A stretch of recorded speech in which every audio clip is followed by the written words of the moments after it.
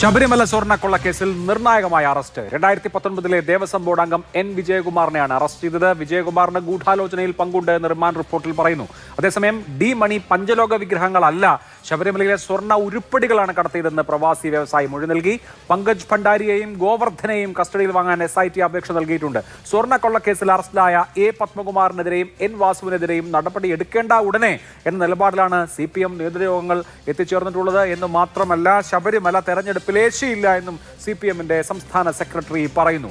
ഈ വിഷയത്തിൽ doctor PK Gopan CPM, Shri VP Sreepadmanabhan BJP, Shri Mahesh Panicker ശില്പി, ശ്രീ TK രാജഗോപാൽ മുതിർന്ന മാധ്യമപ്രവർത്തകൻ, ശ്രീ വസന്ത് സിറിയക് കോൺഗ്രസ് എന്നിവർ. ആദ്യം ശ്രീ രാജഗോപാൽ, ഇന്നിപ്പോൾ N വിജയകുമാറിനെ അറസ്റ്റ് ചെയ്യുന്നത് ദേവസ്വം ബോർഡിന്റെ ആകെയുള്ള പങ്കാളിത്തത്തിലേക്കാണ് വിരൽ ചൂണ്ടുന്നത്. ബോർഡിന് നഷ്ടമുണ്ടാക്കണമെന്ന ലക്ഷ്യത്തിലും ഉണ്ണികൃഷ്ണൻ പോറ്റിക്ക് അന്യായമായ സാമ്പത്തിക ലാഭം ഉണ്ടാക്കണമെന്ന ലക്ഷ്യത്തിലും പത്മകുമാറുമായി ചേർന്ന് പ്രവർത്തിച്ചതിനാണ് N വിജയകുമാർ അറസ്റ്റിലായിരിക്കുന്നത്. അപ്പോൾ ബോർഡിന്റെ കളക്റ്റീവ് റെസ്പോൺസിബിലിറ്റിയാണ് വരുന്നത്. ഈ ബോർഡ് എന്ന് പറയുന്നത് അതിലെ അംഗങ്ങളെ LDF നിയോഗിച്ചതാണ്, സർക്കാർ നിയോഗിച്ചതാണ്. അത് അങ്ങനെ വരികിലും ഈ നിമിഷം രണ്ടാമത്തെ ദേവസ്വം ബോർഡ് അംഗം അറസ്റ്റിലായതിനു ശേഷവും CPM എന്തുകൊണ്ടായിരിക്കും പത്മകുമാറിനെതിരെയോ മറ്റാളുകൾക്കെതിരെയോ സംഘടനാ നടപടി വേണ്ട എന്ന് തീരുമാനിക്കുന്നത്? ഇപ്പോഴും ഈ കാര്യങ്ങളിലൊന്നും വിശ്വസിക്കാതെ മാധ്യമ വാർത്തകൾ അനുസരിച്ച് നടപടി എടുക്കലല്ല ഞങ്ങളുടെ പണിയെന്ന് പറയുന്നത് എന്തുകൊണ്ടായിരിക്കും?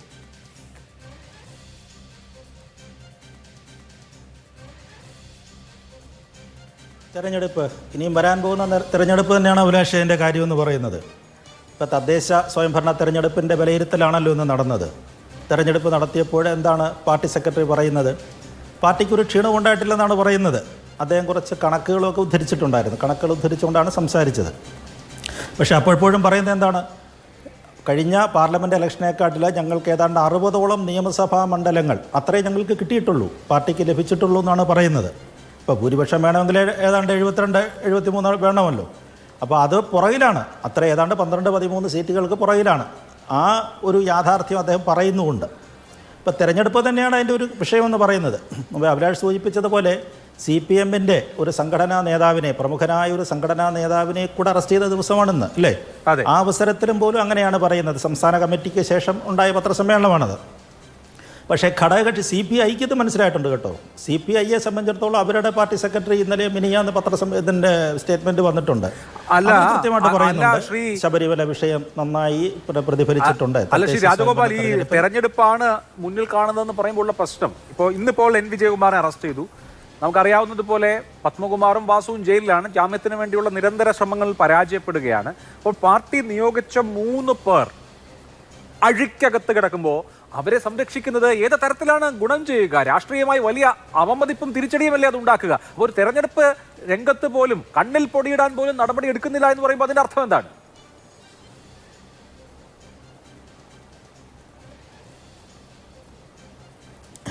തീർച്ചയായിട്ടും അഭിലാഷ്, പാർട്ടിയെ സംബന്ധിച്ചിടത്തോളം ഇനിയൊരു കഷ്ടിച്ച് 3-4 മാസത്തിനകം തെരഞ്ഞെടുപ്പ് നടക്കുകയാണ്.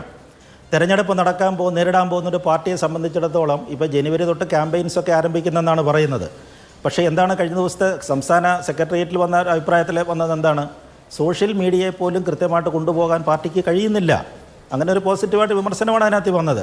എന്ന് പറഞ്ഞാൽ ഈ പോറ്റിയെ കേറ്റിയെ എന്നുള്ള പാട്ടുണ്ടല്ലോ, ഈ പാട്ട് കേരളത്തിന് ഇനി അലയടിക്കുകയാണ്. അടുത്ത അസംബ്ലി തെരഞ്ഞെടുപ്പിലും അലയടിക്കുകയാണെങ്കിൽ പാർട്ടിയുടെ അവസ്ഥ എന്താകും?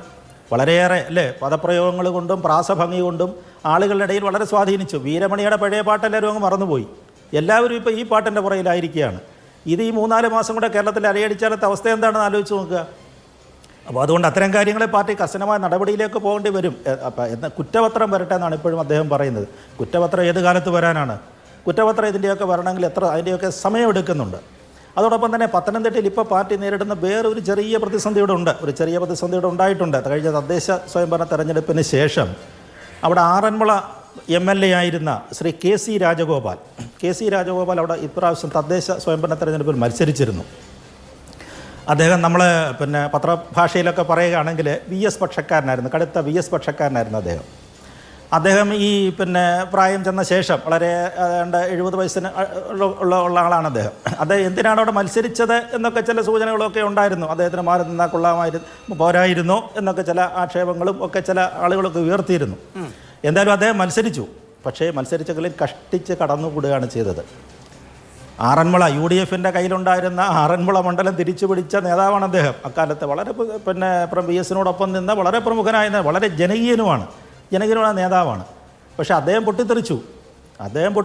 തെരഞ്ഞെടുപ്പിൽ അദ്ദേഹത്തിൻ്റെ വോട്ട് ശതമാനം കുറഞ്ഞതിനെ തുടർന്ന് അദ്ദേഹം കോഴഞ്ചേരി ഏരിയ സെക്രട്ടറിക്കെതിരെ രൂക്ഷമായ വിമർശനവും പാർട്ടിക്കെതിരെയും പരസ്യമായിട്ട് അദ്ദേഹം സംസാരിച്ചു. നടപടിയെടുക്കാൻ പറ്റുന്നില്ല. അദ്ദേഹം MLA ആയിരുന്നു. എന്തുകൊണ്ട് പറ്റുന്നില്ല? ഇത്തരം ചില പ്രശ്നങ്ങൾ പത്തനംതിട്ടയിൽ നിലനിൽക്കുന്നുണ്ട് ഇതിനകത്ത്. ആ യാഥാർത്ഥ്യം കൂടെ നമ്മൾ ഇതിനകത്ത് കാണുമെന്നാണ് എനിക്ക് തോന്നുന്നത്. അതുകൊണ്ടാണെങ്കിലും പക്ഷെ അങ്ങനെ ഒരു അത്തരത്തിൽ അല്ലെങ്കിൽ പാർട്ടി പൊതുവെ അത്തരത്തിലൊരു തീരുമാനത്തിലേക്ക് പോകുന്നതെന്നാണ് എനിക്ക് തോന്നുന്നത്. ശരി, ശ്രീ മഹേഷ് പണിക്കർ, ഇപ്പോൾ ബോർഡിലെ 2019 ബോർഡിലെ രണ്ടാമത്തെ അംഗവും അറസ്റ്റിലാവുകയാണ്. അപ്പോൾ ദേവസ്വം കമ്മീഷണറായിരുന്ന N. വാസു, ബോർഡ് പ്രസിഡന്റായിരുന്ന പത്മകുമാർ, ബോർഡ് അംഗമായിരുന്ന N. വിജയകുമാർ, KP ശങ്കർദാസ് ആരോഗ്യ പ്രശ്നങ്ങളിലാണ് എന്ന് മാത്രമല്ല അദ്ദേഹം നിയമ നടപടികൾ അറസ്റ്റ് ഒഴിവാക്കാനുള്ളത് നടക്കുകയും ചെയ്യുന്നു. അപ്പോൾ നോക്കൂ, ഒരു ബോർഡ് ആകെ, അതിലെ ഉദ്യോഗസ്ഥരും അതിലെ പൊളിറ്റിക്കൽ നോമിനീസ് ആകെയും പ്രതിസ്ഥാനത്ത് വരികയാണ്. അപ്പോൾ ഇനി ഉയരുന്ന ചോദ്യം, ഇതിപ്പോൾ ഇവരുടെ അധ്യക്ഷതയിൽ നടന്ന കാര്യമാണല്ലോ, അടുത്തത് ആരാണ് എന്നുള്ളതാണ്.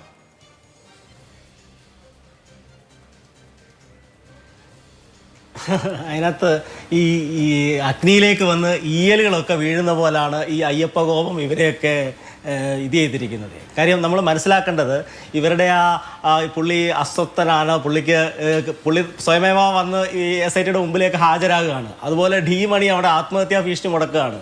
നമ്മുടെ പഴയ മന്ത്രി അദ്ദേഹത്തിന് ഉറക്കം നഷ്ടപ്പെടുന്നു, അല്ലെങ്കിൽ ഈ പറഞ്ഞ ഈ കള്ളൻ എന്നുള്ള വിളി മാറ്റണം, അങ്ങനെയൊക്കെയുള്ള ആ ഒരു കാര്യം. ഈ ഒരു അയ്യപ്പൻ്റെ കോപം എന്ന് പറയുന്നത് വളരെ തലമുറകൾക്ക് കൊടുക്കാവുന്ന ഒരു ഗിഫ്റ്റ് പോലെ ഇത് സ്വർണ്ണക്കള്ളന്മാരെന്നൊക്കെ പറയുന്ന ആ ഒരു രീതിയിൽ. അപ്പം ഇതിനകത്ത് നമ്മൾ മനസ്സിലാക്കേണ്ടത്, ഇതൊരു സാധാരണമായിട്ടുള്ള ഒരു കൊള്ളയോ അല്ലെ സാധാരണമായിട്ടുള്ള ഇതോ അല്ല. വിശ്വാസവുമായിട്ട് ബന്ധപ്പെട്ട അഗാധമായിട്ട് ഇവരുടെയൊക്കെ ജീവൻ്റെ തന്നെ ആ ഒരു സത്വത്തെ തന്നെ ബാധിക്കുന്ന എന്ത് പ്രവൃത്തിയാണേലും, രാഷ്ട്രീയമാണേലും സിനിമയാണേലും ഏത് മേഖലയിലാണെങ്കിലും അവർ ഇതുവരെ സമ്പാദിച്ചോ അല്ലെ അവരുടെ തലമുറകൾ സമ്പാദിച്ചോ മൊത്തം നഷ്ടപ്പെടുകയും ഇനിയും വരാൻ പോകുന്ന തലമുറയ്ക്ക് പോലെ ഒരു അപഖ്യാതി അവർ നേടിക്കൊടുക്കുന്ന പോലത്തെ ഒരു സംഭവമാണ്. അപ്പോൾ ഇതൊരിക്കലും ഇവരുടെ ആരുടെയും കയ്യിൽ നിൽക്കുന്ന രീതിയിലല്ല ഈ കാര്യങ്ങൾ. പാർട്ടിയിലോ രാഷ്ട്രീയപരമായിട്ടോ അല്ലെങ്കിൽ മറ്റെന്തെങ്കിലും എന്താ പറഞ്ഞ അനുകൂല ഘടകങ്ങളായിട്ടോ ഇതിനെ ഒന്നും ആർക്കും സംരക്ഷിക്കാൻ പറ്റത്തില്ല. ആ രീതിയിൽ അയ്യപ്പൻ്റെ ആ ഒരു ഇത് പോയിട്ടുണ്ട്. അപ്പം അതുകൊണ്ട് നമ്മൾ വിശ്വസിക്കേണ്ടത്, ഇപ്പം തന്നെ നമ്മൾ ഈ സ്വർണ്ണക്കൊള്ളയായിട്ട് ബന്ധപ്പെട്ട് ഇന്ന് നമ്മുടെ വ്യവസായിയുടെ റിപ്പോർട്ടൊക്കെ വന്നിരിക്കുന്നത്, ഇത് നമ്മുടെ പാളി തന്നെയാണ് ഇവർ കൈമാറ്റം ചെയ്യാൻ ശ്രമിച്ചത്, അദ്ദേഹത്തെ ഇതിനാണെന്നൊക്കെ പറയുന്ന രീതിയിലേക്ക് കാര്യങ്ങൾ എത്തിയിട്ടുണ്ട്. വളരെ വ്യക്തമാണ്, ചിത്രം വളരെ വ്യക്തമാണ്. ഇനിയിപ്പം ഈ ദൈവതുല്യരാണ്, ഹൈക്കമാൻഡ് ആരാണ്, അങ്ങനെയൊക്കെയുള്ള കാര്യങ്ങൾ മാത്രം നമ്മൾ അറിഞ്ഞാൽ മതി. ആരാണ് ഇതിൻ്റെയൊക്കെ കൺട്രോൾ നടത്തിയിരിക്കുന്നത്? ഈ മാത്രം സീരിയസ് ആയിട്ട് ഇതൊരു സംഭവം മാത്രമല്ല, കുറേ സീരിയസ് ആയിട്ടുള്ള കുറേ കാര്യങ്ങളുണ്ട്. അപ്പോൾ ഈ കാര്യങ്ങളെല്ലാം വെളിച്ചത്ത് വരാനും അവിടുത്തെ ഈ കൊള്ള തന്നെ അല്ലാത്ത ശബരിമലയുടെ അഡ്മിനിസ്ട്രേഷനുമായിട്ട് ബന്ധപ്പെട്ട ആ ദേവചൈതന്യത്തെ എങ്ങനെയാണ് കൈകാര്യം ചെയ്യേണ്ടത്, അങ്ങനെയുള്ള ഇപ്പം തന്നെ നമ്മൾ കണ്ടു 36-37 ലക്ഷം ആൾക്കാർ അവിടെ എത്തി, ഏകദേശം 333 കോടി രൂപ അവിടെ കൊണ്ടുവന്ന് ഇത്രയും പ്രശ്നങ്ങളുള്ളപ്പോഴും ഭക്തരവിടെ കൊടുത്തു. ഒരു ഇതുമില്ലാതെ ഒരു മണ്ഡലകാലം കഴിഞ്ഞിരിക്കുകയാണ്. നമ്മൾ മനസ്സിലാക്കേണ്ട, ഏകദേശം ഒരാൾ 1000 രൂപയ്ക്കകത്ത് ദേവസ്വത്തിൽ കാണിക്കായിട്ടോ ദക്ഷിണയായിട്ടോ അയ്യപ്പനിലുള്ള വിശ്വാസം അവരങ്ങനെ സമർപ്പിക്കുന്നുണ്ട് അവിടെ. അപ്പം അതിനൊക്കെ ഒരു ഉത്തരം കിട്ടിയേ പറ്റൂ. നമുക്കിതിനകത്തൊരു മൊത്തത്തിലൊരു വ്യക്തമായ ചിത്രം ഉണ്ടായേ പറ്റൂ. യഥാർത്ഥ അന്വേഷണം ആ രീതിയിൽ, ഈ പാളികൾ എവിടെയാണ് പോയിരിക്കുന്നത്, ആർക്കാണ് കൊടുത്തിരിക്കുന്നത്, കാലാകാലങ്ങളിൽ എന്തൊക്കെ അയ്യപ്പൻ്റെ സംഭവങ്ങൾ മോഷണം നടന്നിട്ടുണ്ട്, അവിടെ ആരൊക്കെയാണ് ഈ പ്രതികൾ, ഈ പറഞ്ഞ ഉണ്ണികൃഷ്ണൻ പോറ്റിയെ പോലുള്ള ആളെയൊക്കെ ഈ പറഞ്ഞ വലിയ മഹാതന്ത്രിയായിട്ടൊക്കെ അവതരിപ്പിച്ചത് ആരാണ്. അപ്പം അതിൻ്റെയുള്ള എല്ലാം വ്യക്തമായ ചിത്രം വരും.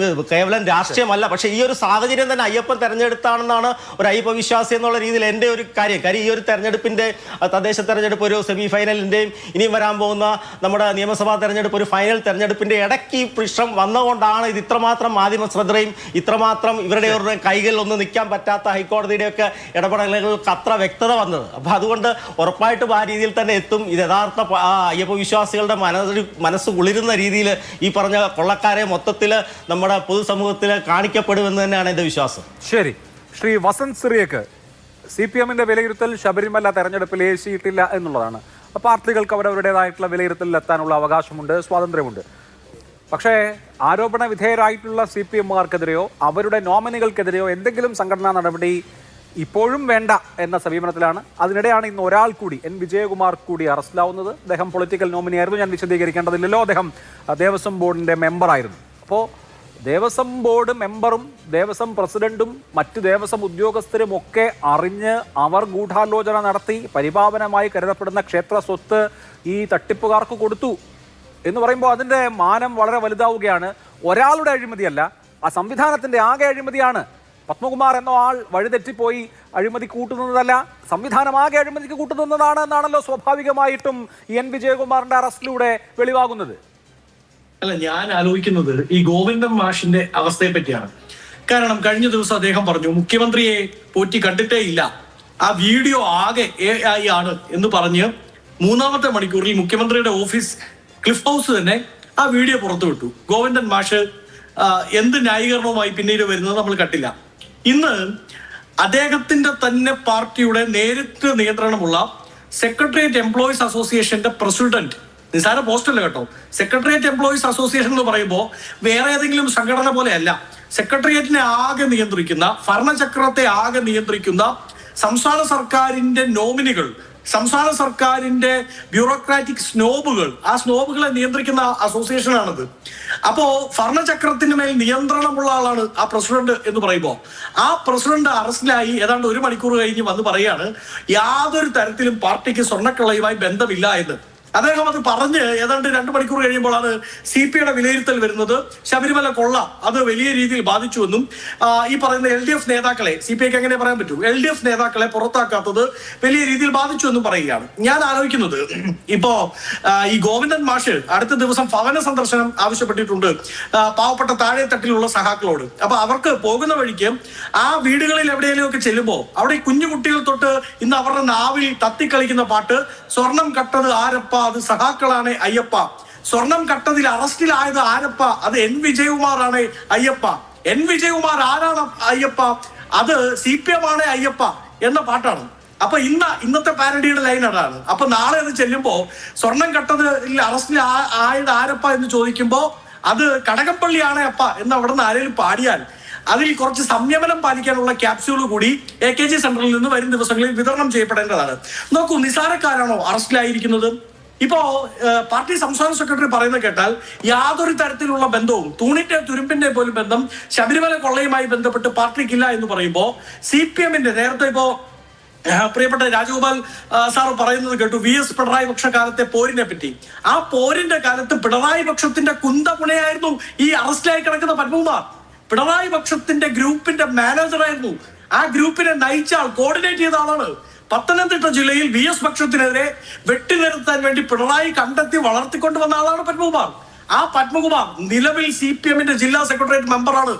ഒരുപക്ഷെ അറസ്റ്റിലായില്ലായിരുന്നെങ്കിൽ ഈ തോൽവിയെ പറ്റി പഠിക്കാനുള്ള ജില്ലാ സെക്രട്ടേറിയറ്റ് യോഗത്തിൽ പങ്കെടുക്കേണ്ടയാൾ ആ പത്മകുമാർ അടക്കം അറസ്റ്റിലായിരിക്കുന്നു. N വാസു ആരാ, നിസാരക്കാരനാണോ? ഇന്ന് അറസ്റ്റിലായ N വിജയകുമാർ നിസാരക്കാരനാണോ?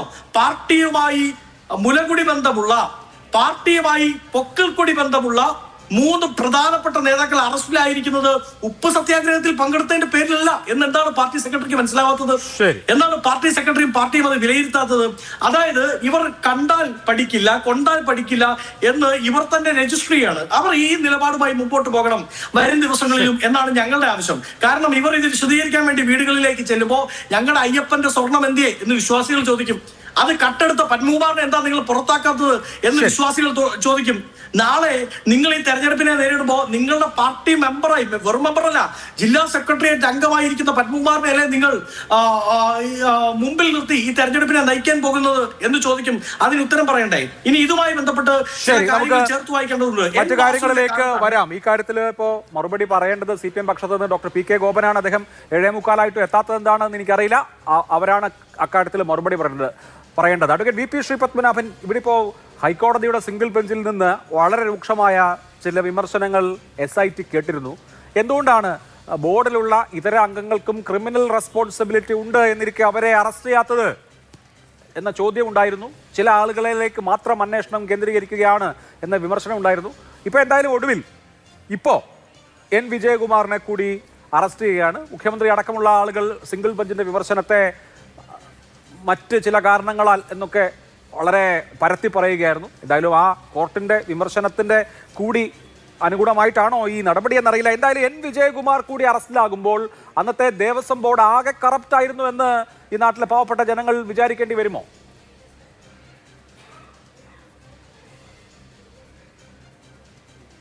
അതിനും അപ്പുറം വിചാരിക്കണം. കാരണം വിജയകുമാറിൻ്റെ ഇന്നത്തെ ഒരു പ്രസ്താവനയുണ്ട്. ഞാൻ നിരപരാധിയാണ്, ഒരു കുറ്റവും ചെയ്തിട്ടില്ല. അത് ഒരു ഇരുതല മൂർച്ചയുള്ള വാളാണ്. വിജയകുമാറിന് ഒരിക്കലും പറയാൻ പറ്റില്ലല്ലോ ഞാൻ ദേവസ്വം ബോർഡ് മെമ്പർ ആയിരുന്നില്ല എന്ന് പറയാൻ പറ്റില്ല.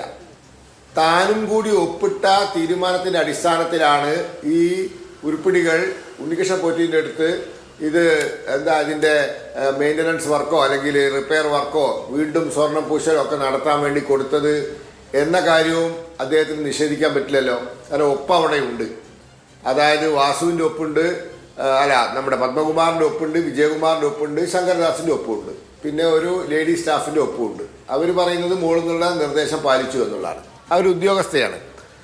അപ്പോൾ ഇദ്ദേഹം ഇതൊക്കെ ചെയ്ത് എന്ന കാര്യം പകൽ പോലെ വെളിച്ചമായിട്ടുള്ള അതിന് സംസാരിക്കുന്ന തെളിവുകളുള്ള ഒരു സാഹചര്യത്തിലും അദ്ദേഹം എന്തു പറഞ്ഞു? ഞാൻ നിരപരാധിയാണ്, ഒരു കുറ്റവും ചെയ്തിട്ടില്ല. അതിൻ്റെ അർത്ഥം എന്താണ്? സാമാന്യ യുക്തിയിൽ നിന്ന് നമുക്ക് മനസ്സിലാക്കേണ്ടത് ഞാൻ നിർദ്ദേശങ്ങൾ പാലിച്ചതാണ്. ഞാൻ കേരളത്തിലെ ദേവസ്വം വകുപ്പ് മന്ത്രി ഉൾപ്പെടെയുള്ള കേരള സംവിധാനത്തിൻ്റെ ഭരണ സംവിധാനത്തിൻ്റെ ഉത്തരവുകൾ പാലിക്കുക മാത്രമാണ് ചെയ്തത്. അതായത് ജയശ്രീ പറഞ്ഞ അതേ വാദമാണ്. ഞാൻ മുകളിൽ നിന്നുള്ള ഉത്തരവ് മാത്രമാണ് പാലിച്ചത് എന്നാണ് അവർ പറഞ്ഞത്. ഞാൻ സ്വന്തമായ തീരുമാനം എടുത്തിട്ടില്ല. അപ്പോൾ അതേ വാദം വിജയകുമാർ എടുക്കണമെങ്കിൽ എന്താണ് അതിൻ്റെ അർത്ഥം? യുക്തി കൊണ്ട് ചിന്തിക്കുമ്പോൾ എന്താണ്? I was carrying out the orders of some persons. എൻ്റെ മുകളിലുള്ള ആളുകൾ പറഞ്ഞ പ്രകാരം പ്രവർത്തിക്കുക മാത്രമേ ഞാൻ ചെയ്തിട്ടുള്ളൂ. എനിക്ക് ശബരിമലയിൽ നഷ്ടം വരുത്തണമെന്ന ഉദ്ദേശമില്ല. ഉണ്ണികൃഷ്ണൻ പോറ്റിക്ക് അമിതമായ ലാഭം അന്യായമായ ലാഭം ഉണ്ടാക്കി കൊടുക്കണമെന്ന് ഉദ്ദേശമില്ല. അതൊന്നും എനിക്ക് ഉണ്ടായിരുന്നില്ല. ഞാൻ മുകളിൽ നിന്നും പറഞ്ഞ ചില ഉത്തരവുകൾ പാലിച്ചു എന്നാണല്ലോ അതിൻ്റെ ധ്വനി. അല്ലാണ്ട് അയാൾ എങ്ങനെയാണ് ഞാൻ ഇതൊന്നും അറിയില്ല, ഞാൻ നിരപരാധി എന്ന് പറയാം, അയാളെല്ലാം കടലാസിൽ ഒപ്പിട്ടല്ലേ. അപ്പോൾ വളരെ ലളിതമാണ്. എന്തുകൊണ്ടാണ് വിജയകുമാറിനെ അറസ്റ്റ് ചെയ്യാതിരുന്നത്? എന്തുകൊണ്ടാണ് ശങ്കരദാസിനെ അറസ്റ്റ് ചെയ്യാത്തത്? പത്മകുമാറിൽ നിന്നും പ്രതീക്ഷിക്കുന്ന ഒരു കൂറും നന്ദിയും വിജയകുമാറിൽ നിന്നോ ശങ്കരദാസിൽ നിന്നോ പ്രതീക്ഷിക്കേണ്ട. പത്മകുമാർ അടിയുറച്ച കേഡറാണ്, വാസു അടിയുറച്ച കേഡറാണ്. അവർ MLAയും വലിയ വലിയ പദവികളൊക്കെ ആസ്വദിച്ചവരാണ്. ഇവർക്ക് ആകെ കിട്ടിയത് ഒരു ഒരു ബോർഡ് മെമ്പർ സ്ഥാനമാണ്. അതുകൊണ്ട് അവർ വായ തുറക്കും. അവരുടെ മേൽ പിടി വീണാൽ അവർ വായ തുറക്കും എന്നറിയാവുന്നത് കൊണ്ടാണ് അവരെ മാറ്റി നിർത്തിയത്. ഇപ്പം അറസ്റ്റ് ചെയ്തപ്പോൾ അദ്ദേഹം പറഞ്ഞല്ലോ ഞാൻ ഒന്നും അറിയില്ല, നിരപരാധിയാണ്. എന്താ അതിൻ്റെ അർത്ഥം? അതിൻ്റെ അർത്ഥം ഇതാണ്. അപ്പോൾ അതുകൊണ്ട് കാര്യങ്ങൾ രൂക്ഷമാവാൻ പോവുകയാണ്. ഈ ശങ്കരദാസും കൂടി അറസ്റ്റിലായാൽ യാതൊരു സംശയവും വേണ്ട, മന്ത്രിസഭാ തലത്തിലേക്ക് ഇത് പോകും. CPMന്റെ ഉന്നത നേതാക്കന്മാരിലേക്ക് ഇത് പോകും. ഇത് അവിടെ നിന്നുള്ള ഉത്തരവാണ്. ആ ഉത്തരവ് പാലിക്കുക മാത്രമാണ് ദേവസ്വം ബോർഡ് ചെയ്തത് എന്നുള്ളത് വരുന്ന ദിവസങ്ങളിൽ കേരളം ലോകം മനസ്സിലാക്കും. ശരി, doctor PK Gopan, N Vijayakumar കൂടി അറസ്റ്റിലായിരിക്കുന്നു എന്ന് പറഞ്ഞാൽ ഒരു വിക്കറ്റ് കൂടി വീണിരിക്കുകയാണ്. KP ശങ്കർദാസ് കൂടി അറസ്റ്റ് ആയാൽ മുഴുവൻ ദേവസ്വം ബോർഡുമായി. ദേവസ്വം ബോർഡ് മുഴുവൻ കഴിഞ്ഞാൽ പിന്നെ എന്താണ് ബാക്കി? മണി മുഴങ്ങുന്നത് ആർക്ക് വേണ്ടിയാണ്? ദേവസ്വം ബോർഡ് കഴിഞ്ഞാൽ പിന്നെ മുകളിലേക്ക് പോകണം. തൊട്ട് മുകളിൽ പിന്നെ ഉള്ളത് ദേവസ്വം മന്ത്രിയാ. ശ്രീ ഗോപൻ,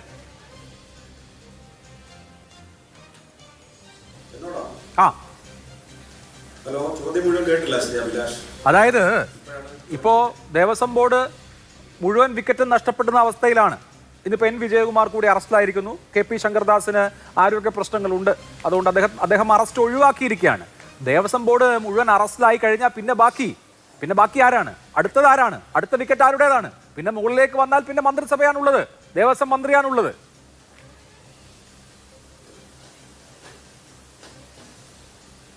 അഭിലാഷേ, ഈ കളി ഫൈനലല്ല. ഇവിടെ വിക്കറ്റ് പുറത്താക്കൽ വേറെ കളി കിടക്കുകയാണ്. അതിനകത്ത് വിക്കറ്റ് ആരുടെയൊക്കെയാണ് പോകാൻ പോകുന്നത് എന്നുള്ളതാണ് നമ്മളിപ്പോൾ കഴിഞ്ഞ ദിവസങ്ങളിൽ കണ്ടുകൊണ്ടിരിക്കുന്നത്. ഇത് ദേവസ്വം ബോർഡിൽ ആരൊക്കെയാണോ ഇത്തരം ഒരു കാര്യം നടന്നാൽ ഉത്തരവാദിത്വം വഹിക്കേണ്ടുന്നത് അവരെല്ലാം ചോദ്യം ചെയ്യുകയും അറസ്റ്റ് ചെയ്യുകയും അതിനാവശ്യമായ നിയമ നടപടി സ്വീകരിക്കുകയും ഒക്കെ ചെയ്യണം. അതിൻ്റെ സ്വാഭാവികമായിട്ട് ഇനിയും അത് സംഭവിക്കാം. അതുകൊണ്ട് നമ്മൾ അപ്രതീക്ഷിതമായ കാര്യമൊന്നുമല്ല ദേവസ്വം ബോർഡ് മെമ്പർമാരുടെ അറസ്റ്റ് എന്ന് പറയുന്നത്. അത് ഈ സംഭവത്തെ സംബന്ധിച്ച് അതിന് തുടർച്ച മാത്രമാണ്. പക്ഷേ ഇവിടെ നിങ്ങൾ ഏകപക്ഷീയമായി അണിയിച്ചൊരുക്കി കൊണ്ടു നടക്കുന്ന ആശയങ്ങളൊക്കെ ഉണ്ടല്ലോ, അത് കഴിഞ്ഞ കുറച്ച് ദിവസങ്ങളായി പൊട്ടി തകർന്നുകൊണ്ടിരിക്കുകയാണല്ലോ. എന്നിട്ട് നിങ്ങൾ അതിൽ നിന്നൊക്കെ ഒന്നും പിടിവിടുന്നില്ലല്ലോ. അല്ല, ഹൈക്കോടതി നിയോഗിച്ച പ്രത്യേക അന്വേഷണ സംഘമാണ് അറസ്റ്റ് ചെയ്തിരിക്കുന്നത് എൻ വിജയകുമാറിനെ. സോണിയാഗാന്ധിയെയും ആന്റണിയെയും ഒന്നും അല്ല അറസ്റ്റ് ചെയ്തിരിക്കുന്നത്.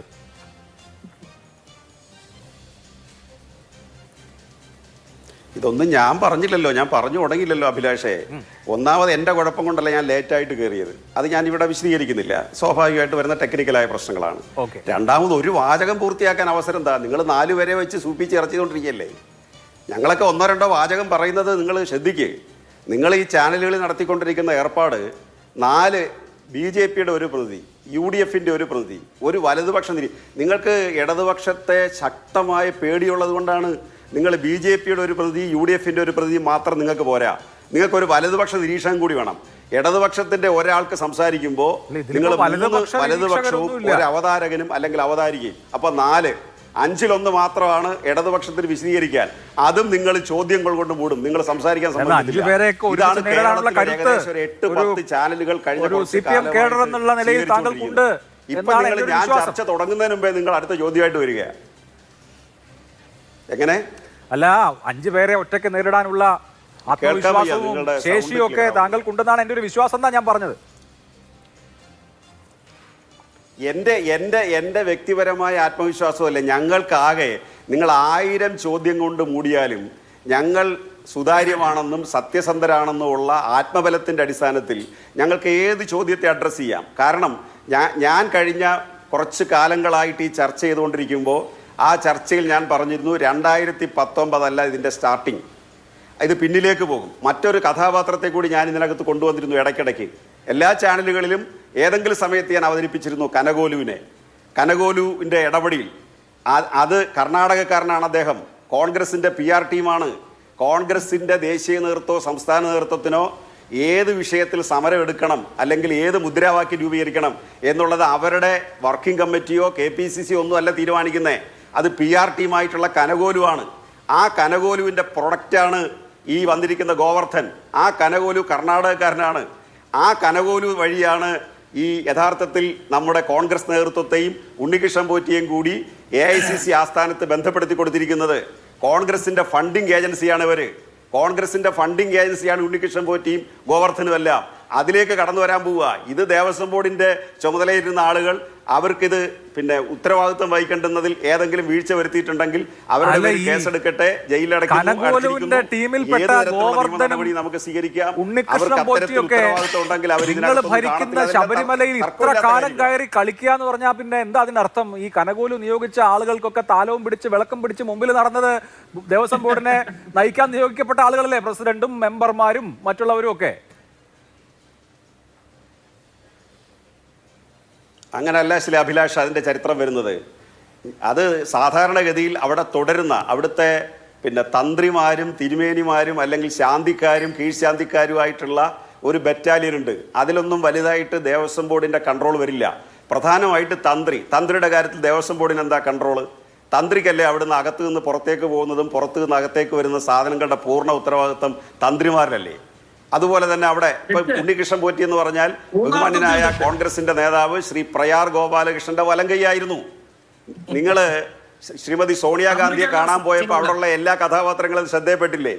ആരാ? ഉണ്ണികൃഷ്ണൻ പോറ്റി, ഗോവർദ്ധൻ, പ്രയാർ ഗോപാലകൃഷ്ണൻ, ആന്റണി, അടൂർ പ്രകാശ്. ഈ ടീമെല്ലാം കൂടെ ഒന്നിലധികം തവണ എന്തിനാ ശ്രീമതി സോണിയാഗാന്ധിയെ കാണുന്നത് എന്നല്ലേ ഞങ്ങൾ ചോദിച്ചുകൊണ്ടിരിക്കുന്നത്. അപ്പോൾ ഇവർക്ക് ബന്ധം ആരുമായിട്ടാണ്? ഉണ്ണികൃഷ്ണൻ പോറ്റിക്ക് ബന്ധം ആരുമായിട്ടാണ്? ഉണ്ണികൃഷ്ണൻ പോറ്റിക്ക് ബന്ധം കോൺഗ്രസ് നേതൃത്വമായിട്ടാണ്. അത് ചെറിയ ബന്ധമല്ല.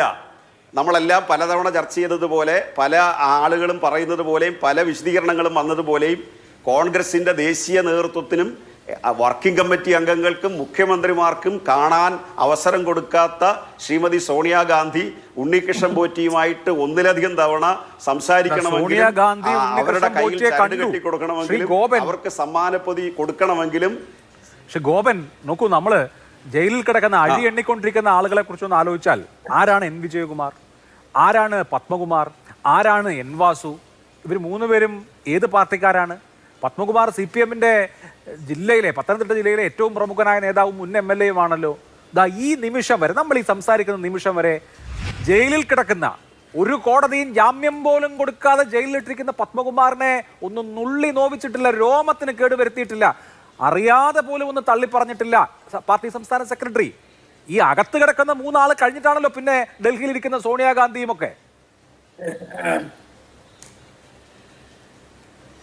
അഭിലാഷ, നിങ്ങൾക്ക് കാര്യം അറിയാം. ജയിലിൽ കിടക്കുന്ന ആളെ പോയി എങ്ങനെ അഭിലാഷ നുള്ളി നോക്കുന്നത്? അത് വിട് അഭിലാഷ. അവർ ജയിലിൽ കിടക്കുകയാണ്. അവരെ സംബന്ധിച്ച് നിലപാട് വ്യക്തമാണ്. പറഞ്ഞത് എന്ത് വേണം അഭിലാഷ? ഞാൻ എന്ത് വേണം? പറയണോ നിർത്തണോ? എന്ത് ഞാൻ പറയണോ നിർത്തണോ? എനിക്ക് അത്യാവശ്യം സംസാരിക്കാനുള്ള സമയം എന്താ ശ്രീ അഭിലാഷ? ഇത്രയും ആവേശം കൊള്ളാതെ. അതായത് അവരുടെ പേരിൽ ഞങ്ങൾ നിലപാട് എന്നും വൈകുന്നേരം വന്നിരുന്ന് നിങ്ങളുടെ മുമ്പിൽ വ്യക്തമാക്കണ്ട. ഞങ്ങൾ വ്യക്തമാക്കിയിട്ടുള്ളതാ. പാർട്ടി നേതൃത്വവും ഇടതുപക്ഷ മുന്നണിയും ഗവൺമെൻറ്റും എല്ലാം മുഖ്യമന്ത്രി ഉൾപ്പെടെ വ്യക്തമാക്കിയിട്ടുണ്ട്. ആ ഒരു തരത്തിലും ഇതിനകത്ത് ഇടപെടില്ല, ഞങ്ങൾ സ്വാധീനിക്കില്ല. ഏത് നേതൃത്വത്തെ വേണമെങ്കിലും. നിങ്ങൾ പത്മകുമാറിനെ അറസ്റ്റ് ചെയ്യുമ്പോൾ എന്താ പറഞ്ഞേ? പത്മകുമാറിനെ അറസ്റ്റ് ചെയ്തപ്പോൾ പറഞ്ഞു അത് നിങ്ങളുടെ പങ്കല്ല, അത് ഹൈക്കോടതി നിശ്ചയിച്ച SIT ആണ്, നിങ്ങൾക്കതിൽ റോളൊന്നുമില്ല. പത്മകുമാറിനെ അറസ്റ്റ് ചെയ്യാതിരുന്നപ്പോൾ പറഞ്ഞു നിങ്ങൾക്കതിൽ റോളുണ്ട്. അത് കഴിഞ്ഞ് രണ്ടാമത്തെ ദേവസ്വം ബോർഡ് മെമ്പറെ അറസ്റ്റ് ചെയ്യാതിരിക്കുമ്പോൾ പറഞ്ഞു നിങ്ങൾ ഇടപെട്ടിട്ട് അറസ്റ്റ് ചെയ്യാത്തത്. അറസ്റ്റ് ചെയ്താൽ പറയും നിങ്ങൾക്ക് പ്രത്യേകിച്ച് റോളൊന്നുമില്ല, അത് ഹൈക്കോടതിക്കാണ്. ഇത്രയും വലിയ ഇരട്ടത്താപ്പ് ഈ അടുത്ത കാലത്ത് മാധ്യമങ്ങൾ സ്വീകരിച്ചിട്ടില്ല. പ്രതിപക്ഷം സ്വീകരിക്കുന്ന പോട്ടെ, അവരുടെ രാഷ്ട്രീയമാണെന്ന് പറയാം. ഇത്രയും വലിയ ഇരട്ടത്താപ്പ് നിങ്ങൾ തന്നെ ഇക്കാര്യങ്ങൾ റിപ്പോർട്ട് ചെയ്തുകൊണ്ടിരിക്കുകയാണ്. അപ്പോൾ അവരുടെ പേരിൽ, അവരെ മാത്രമല്ല ആരുടെ പേരിലും അന്വേഷണം പോയിക്കൊണ്ടിരിക്കുക. ഇത് ഒരിടത്ത് എത്തത്തില്ല. ഞങ്ങൾ പറഞ്ഞത് പോറ്റിയെ കേറ്റിയെ എന്നുള്ള പാട്ട് സ്വർണം ചെമ്പാക്കി മാറ്റി എന്നുള്ള പല്ലവി ശരിയാ ശ്രീ അഭിലാഷേ. പക്ഷെ അതിന്റെ അനുപല്ലവിയിലേക്ക് വരുമ്പോൾ ആ പാട്ട് തിരുത്തേണ്ടി വരും.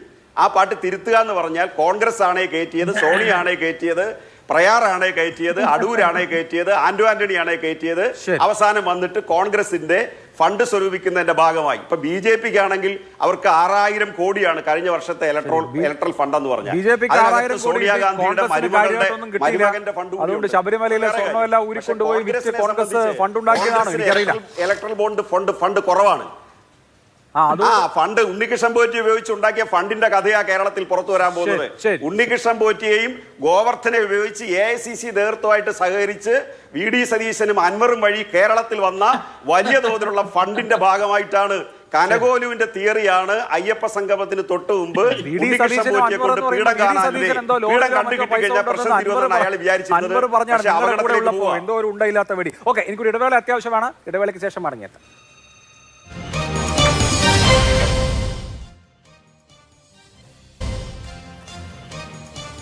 ചർച്ചയിലേക്ക് വീണ്ടും. വസന്ത്, കോൺഗ്രസിന് ഇലക്ട്രൽ ട്രസ്റ്റുകൾ വഴി കിട്ടുന്ന സംഭാവന വളരെ കുറവായതുകൊണ്ട് ശബരിമലയിലെ സ്വർണം മുഴുവൻ ഊരി വിറ്റു.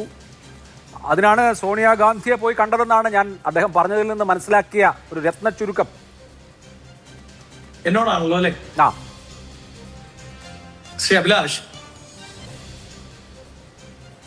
ഞാനിങ്ങനെ ആശ്ചര്യപ്പെടുകയായിരുന്നു. ആരാണ് CPM-ന് വേണ്ടി അവരെ ഈ ന്യായീകരിക്കാനുള്ള ക്യാപ്സ്യൂളുകൾ നിർമ്മിക്കുന്നത്? അത് ഓരോ ദിവസം ഓരോരുത്തരാണ് എന്ന് നമുക്ക് തോന്നും. കഴിഞ്ഞ ദിവസം പിണറായി വിജയൻ വന്നപ്പോൾ തോന്നി അദ്ദേഹമാണ് അതിന്റെ മാനേജർ എന്ന്.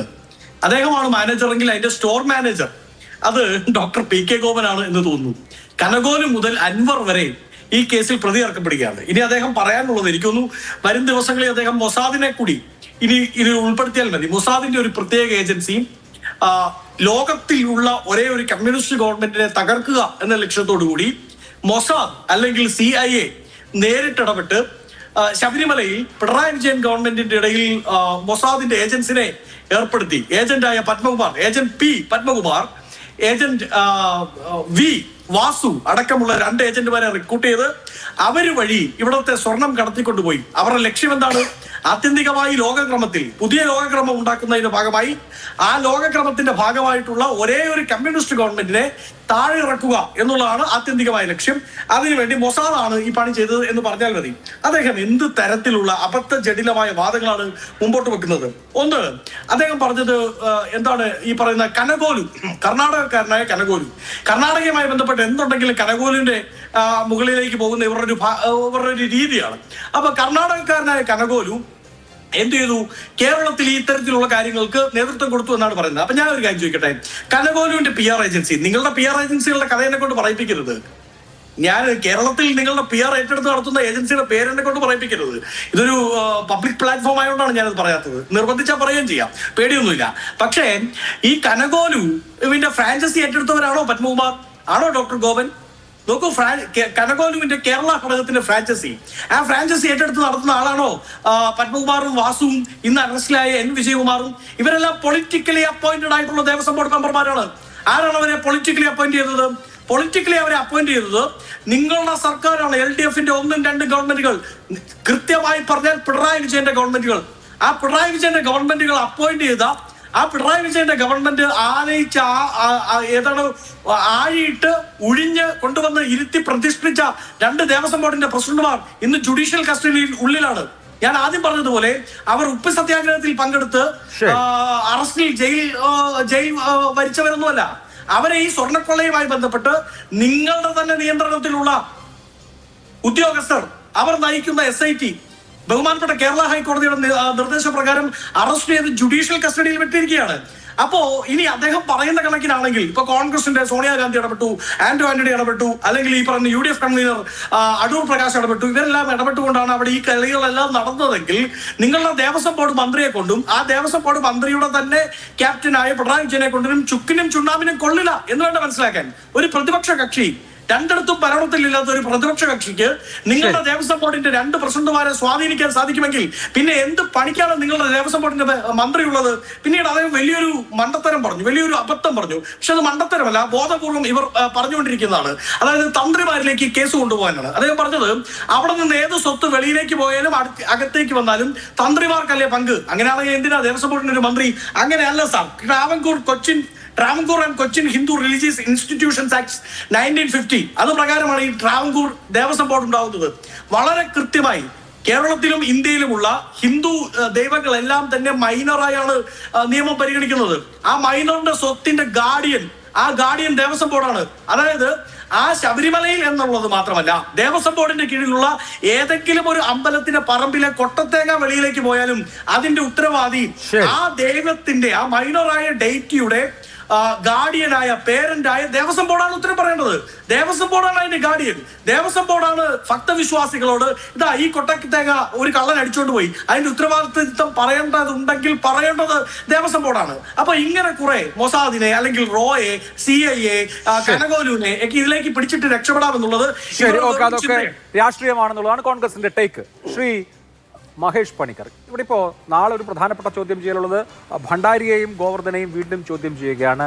ഡി മണി ഇപ്പോഴും ഒന്നും പറയുന്നില്ല. പക്ഷേ ഒരു പ്രധാനപ്പെട്ട വിവരം ഇന്ന് പുറത്തു വന്നത്, രമേശ് ചെന്നിത്തല പറഞ്ഞ പ്രവാസി വ്യവസായി, അയാൾ കൊടുത്തിരിക്കുന്ന മൊഴി എന്ന് പറയുന്നത് സ്വർണ്ണ ഉരുപ്പിടികൾ ഇവർ കൈകാര്യം ചെയ്തു എന്നുള്ളതാണ്. അതല്ലാതെ ആന്റിക്കോ പഞ്ചലോക വിഗ്രഹങ്ങളോ കൈകാര്യം ചെയ്തു എന്നുള്ളതല്ല, സ്വർണ്ണ ഉരുപ്പിടികൾ എന്നാണ്. അപ്പോൾ സ്വർണ്ണ ഉരുപ്പിടികൾ എന്ന് പറഞ്ഞാൽ നമുക്കറിയാം സ്വർണം പൂശിയിട്ടുള്ള, സ്വർണം ക്ലാഡ് ചെയ്തിട്ടുള്ള ആ സ്വർണ്ണ ഉരുപ്പിടികൾ തന്നെയാകാം. അതിനാണ് സാധ്യത. അന്വേഷണം അതിന്റെ ഒരു അന്തിമഘട്ടത്തിലേക്ക് എത്തുകയാണെന്ന് തോന്നുന്നുണ്ടോ? തൊണ്ടി കിട്ടണമല്ലോ. ഇത് എവിടെ കൊണ്ടുപോയി വെച്ചിരിക്കുന്നു? ഇത് മുഴുവനായിട്ട് ഒരു സ്ഥലത്താണോ അല്ലെങ്കിൽ പല സ്ഥലത്താണോ? ഇത് കിട്ടുക എന്നുള്ളത് കേസിൽ വളരെ ക്രൂഷ്യലാണല്ലോ. അതിലേക്ക് എത്തുകയാണെന്ന് വിചാരിക്കാമോ? തീർച്ചയായിട്ടും. കാര്യം എന്ന് വെച്ച് കഴിഞ്ഞാൽ ഇതിനകത്ത് ഇപ്പോൾ ഈ സ്വർണ്ണപ്പാളി എന്ന് പറഞ്ഞാൽ ഈ 2019 ഇവർ ചെയ്തിരിക്കുന്ന 3 പ്രാവശ്യമായിട്ട് എടുത്തിരിക്കുന്ന 3 സംഭവങ്ങൾ, 2 കേസായിട്ടുള്ള സംഭവം. അപ്പം അതിൻ്റെ ഒരു സംഭവം മാത്രമേ ആയിട്ടുള്ളൂ. ഇതിൻ്റെ മേളിലോട്ടുള്ള നമ്മുടെ വാജിവാഹനമുണ്ട്, പ്രയാർ ഗോപാലകൃഷ്ണൻ എടുത്തു കൊടുത്ത വാജിവാഹനമുണ്ട്, അതുപോലെ തന്നെ ഈ പറഞ്ഞ 2009 താഴെക്കുടങ്ങളുണ്ട്, കൊടിമരമുണ്ട്, 18-ാം പടിയുണ്ട്. അപ്പോൾ ശബരിമലയായിട്ട് ബന്ധപ്പെട്ട കാലാകാലങ്ങളിൽ ഇരു രാഷ്ട്രീയ പാർട്ടികളിൽ പെട്ടവരും രാഷ്ട്രീയമല്ലാത്തവരും, ഈ ഗുത്തം സാർ കഴിഞ്ഞിട്ട് അഡ്മിനിസ്ട്രേറ്ററായിട്ട് നമ്മുടെ ഇപ്പോഴത്തെ ദേവസ്വം ബോർഡ് പ്രസിഡന്റിനെ നിയോഗിച്ച് 2009 ജയകുമാർ സാറാണ് അവിടെ ഭരണത്തിലുള്ളത്. അപ്പം രാഷ്ട്രീയപരമായിട്ടും അല്ലാതെയും ഉത്തരവാദിത്തപ്പെട്ട സ്ഥാനങ്ങളിൽ ഇരുന്നവരെ തെറ്റിദ്ധരിപ്പിച്ചിട്ടോ അല്ലെ അവരുടെ പങ്കാളിയാക്കിയോ ഉണ്ണികൃഷ്ണൻ ആൻഡ് പോറ്റി കമ്പനി അവിടെ ഒരു വിളയാട്ടം നടത്തിയിട്ടുണ്ട്. ഇവരെ കാലാകാലങ്ങളിലെ ഈ രാഷ്ട്രീയം, രണ്ടും വിരുദ്ധ രാഷ്ട്രീയത്തിലുള്ള 2 ഇതിനകത്തെ ആൾക്കാരെയൊക്കെ ഇവർക്ക് സ്വാധീനിക്കാൻ പറ്റുന്നുണ്ട്, അല്ലെ തന്ത്രിയെ സ്വാധീനിക്കാൻ പറ്റുന്നുണ്ട്. അവരൊരു ഗ്രൂപ്പായിട്ട് പ്ലാൻ ചെയ്തിട്ട് കാലാകാലങ്ങളിൽ അധികാര സ്ഥാനത്തിൽ ഇരുന്നവരെ അല്ലെ ഉദ്യോഗസ്ഥരെ, അവരെയൊക്കെ ഒരു ഉദ്യോഗസ്ഥർ എന്തായാലും 20 കൊല്ലം അല്ലെ 15 കൊല്ലം ഒരേ ആൾ വരത്തില്ലല്ലോ. അപ്പം അവരെയൊക്കെ സ്വാധീനിച്ചിട്ട് അത് 2 രീതിയിലും അവരെ പങ്കാളികളാക്കി സ്വാധീനിക്കാം, അല്ലെങ്കിൽ അവരറിയാതെ അല്ലെ അവരെ മറ്റു കാര്യങ്ങൾ വെച്ചിട്ട് അവരുടെ സിനിമാ ബന്ധമോ അല്ലെ രാഷ്ട്രീയ ബന്ധമൊക്കെ കാണിച്ച് പേടിപ്പിച്ച് അങ്ങനെയാകാം. അതൊന്നും നമുക്ക് അന്വേഷണത്തിൽ കൂടെ അറിയാൻ പറ്റും. പക്ഷെ എന്നിരുന്നാലും ഇവരുടെ പോറ്റി ആൻഡ് കോ അവിടെ നടത്തിയിരിക്കുന്ന മൊത്തം കൊള്ളയും വരാതെ, അതായത് വാജിവാഹനം ഉൾപ്പെടെയുള്ള ഒറിജിനൽ വാജിവാഹനവും അഷ്ടദിക്പാലകരും അവിടുത്തെ കൊടിമരമൊക്കെയുള്ള മൊത്തം സാധനങ്ങളും അയ്യപ്പന് തിരിച്ചു കിട്ടിക്കൊണ്ടേ ഈ അന്വേഷണം. ഇതൊരു തുടക്കമാണ്. അയ്യപ്പന് ഒരു അമ്പെടുത്ത് വിട്ടിരിക്കുക. ഇതൊക്കെ കൊള്ളുന്നിടത്തൊക്കെയും കൊള്ളുന്നുണ്ട്, അതിനെ ആരും തടയാൻ പറ്റുന്നില്ല. ഇത് പല സാഹചര്യത്തിൽ കൂടെ അതിന്റെ രീതി പോകുന്നുണ്ട്. അപ്പം അത് ഉറപ്പായിട്ടും അതിന്റെ എല്ലാ രീതിയിലുള്ള അന്വേഷണത്തിലോട്ടും എത്തി അതൊരു പൂർണ്ണതയിലേക്ക് എത്തി. ശബരിമലയിലെ മൊത്തം അഡ്മിനിസ്ട്രേഷൻ ലെവല് അതിനകത്ത് വരുന്ന ആ ഒരു ലെയർ, നമ്മൾ ഓരോരോ ലെയറിനകത്തുള്ള അപകടം മനസ്സിലാവുന്നുണ്ട്. ഇപ്പം തന്ത്രിയായിട്ട് ബന്ധപ്പെട്ട വിഷയങ്ങൾ പറഞ്ഞു. അപ്പൊ അങ്ങനത്തെയൊക്കെയുള്ള വിഷയങ്ങളെല്ലാം ഒന്ന് പരിഹരിച്ച് അവിടെ സമാന്തരമായിട്ടുള്ള ഒരു ഭരണ സംവിധാനം, ഇത് സത്യം പറഞ്ഞാൽ ഈ വക നിർമ്മാണ പ്രവർത്തനങ്ങളൊക്കെ അവിടുത്തെ ഒരു മരാമത്ത് വിഭാഗം ദേവസ്വം ബോർഡിന് സ്വന്തമായിട്ടുണ്ട്. പക്ഷേ ഇങ്ങനത്തെ കാര്യങ്ങൾ ഈ അഡ്മിനിസ്ട്രേറ്റീവ് ലെവലിലുള്ളവർ മാത്രം ഈ സ്വർണ്ണവുമായിട്ട് ബന്ധപ്പെട്ട കാര്യങ്ങളൊക്കെ അവരാണ് കൈകാര്യം ചെയ്യുന്നത്. സ്പോൺസർ എന്ന് പറഞ്ഞൊരു സാധനത്തിനെ കൊണ്ടുവരുന്നു. ഇവർ മൊത്തത്തിൽ ഇത് ദേവസ്വം ബോർഡിന്റെ മരാമത്ത് അറിയാതെയാണ് ഈ പല നിർമ്മാണങ്ങളെല്ലാം നടന്നിരിക്കുന്നത്. നമ്മൾ മനസ്സിലാക്കേണ്ടത് ഏകദേശം 500 കിലോയോളം സ്വർണം ഭഗവാൻ അയ്യപ്പന്റെ നമ്മുടെ ലോക്കറി ഇരിപ്പുണ്ട്. ഏകദേശം 1500 കിലോയോളം സ്വർണം തിരുവിതാംകൂർ ദേവസ്വം ബോർഡിന്റെ കയ്യിലുണ്ട്. ഈ 10, 1, 2 കിലോയ്ക്ക് വേണ്ടിയൊന്നും ആൾക്കാരുടെ ഈ സ്പോൺസർമാരുടെയോ അല്ലെ മറ്റാൾക്കാരിലേക്ക് ഒന്നും തെണ്ടേണ്ട ഒരാവശ്യവും അയ്യപ്പനില്ല.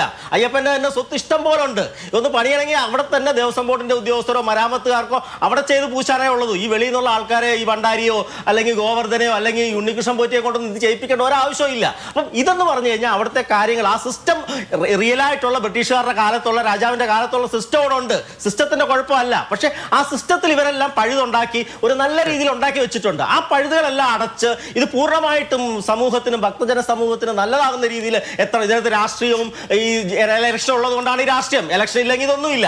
അപ്പം ഇലക്ഷന്റെ ഒരു തെരഞ്ഞെടുപ്പിന്റെ ഒരു വിഷയം മാത്രമായിട്ട് ഇതിനെ കാണാതെ അയ്യപ്പ ഭക്തരുടെ വിശ്വാസത്തെ കൂടെ, ഇത് സത്യം പറഞ്ഞാൽ ഇവ ഈ പോറ്റി എന്നുള്ള പാലടിഗാനമൊക്കെ ഭയങ്കരമായിട്ട് മുഴങ്ങി കേൾക്കുന്നു. സത്യം പറഞ്ഞാൽ അതിനകത്തൊരു ചെറിയ വിഷമമുണ്ട്. കാര്യം ഈ പാലടിഗാനം പാലടി എന്നുള്ള രീതിയിൽ ഉത്തമമാണെങ്കിലും പക്ഷെ ഇതിനെ ഒരു ഭക്തിഗാനമായിട്ട് പലരും തെറ്റിദ്ധരിക്കുന്നുണ്ട്, അന്യഭാഷക്കാരൊക്കെ. ആ തെറ്റിദ്ധാരണ ഒരു 20 തീയതി വരെ, ജനുവരി 20 തീയതി കഴിഞ്ഞാൽ സീസൺ കഴിഞ്ഞാൽ അതുവരെയെങ്കിലും ഇതിനൊരു വലിയ പ്രാമാണികം കൊടുക്കാതിരുന്നു കഴിഞ്ഞാൽ മറ്റു ഭാഷക്കാർ അവർ ഒറിജിനൽ പാട്ടാണെന്നും പറഞ്ഞാണ് ഭക്തിഗാനം എന്ന് പറഞ്ഞ് നമ്മൾ ഇതൊക്കെ കേട്ടോണ്ടിരിക്കുന്നത്. പല വണ്ടികളിലും അതൊക്കെ വരുന്നതിനകത്ത് ഈ പാട്ട് കേൾക്കുന്നുണ്ട്. അപ്പം അതിന്റെയൊക്കെ ചെറിയ അപകടമുണ്ട്. ഇതൊക്കെ രാഷ്ട്രീയത്തിൽ ദുരുപയോഗം ചെയ്യാൻ സാധ്യതയുണ്ട്. ശരി ശ്രീ പത്മനാഭൻ, തെരഞ്ഞെടുപ്പ് വരികയാണ്. അപ്പൊ സ്വർണം കട്ടവരാരപ്പ എന്നുള്ളതാണ് ചോദ്യം. സഖാക്കളാണ് അയ്യപ്പ എന്ന് UDF-ഉം കോൺഗ്രസ് ആണ് അയ്യപ്പ എന്ന് LDF-ഉം പാടും. LDF ഒരു പുതിയ അറ്റാക്ക് നടത്തുന്നുണ്ട്. Attack is the best defence എന്ന പോളിസി വെച്ചിട്ട് സോണിയാഗാന്ധിയെ തന്നെയാണ് കടന്നാക്രമിക്കാൻ ഒരുങ്ങുന്നത്. സാധാരണ നിലയിൽ ഗാന്ധി കുടുംബത്തിനെതിരെയൊക്കെ എന്തെങ്കിലും വഴി കൂടെ പോയാൽ നിങ്ങൾ കയറി പിടിക്കുന്നതാണ്. ഇത്തവണ അങ്ങനെ കണ്ടില്ല BJP-യിൽ നിന്ന്. അപ്പോൾ ഇതിവിടെ തീരട്ടെ, രാഷ്ട്രീയ വാഗ്വാദങ്ങൾ നടത്തി ആ കാര്യങ്ങളിൽ അങ്ങനെ പോണ്ട, മറിച്ച് കേസ് അന്വേഷണം അതിന്റെ വഴിക്ക് നടക്കട്ടെ എന്നാണ്.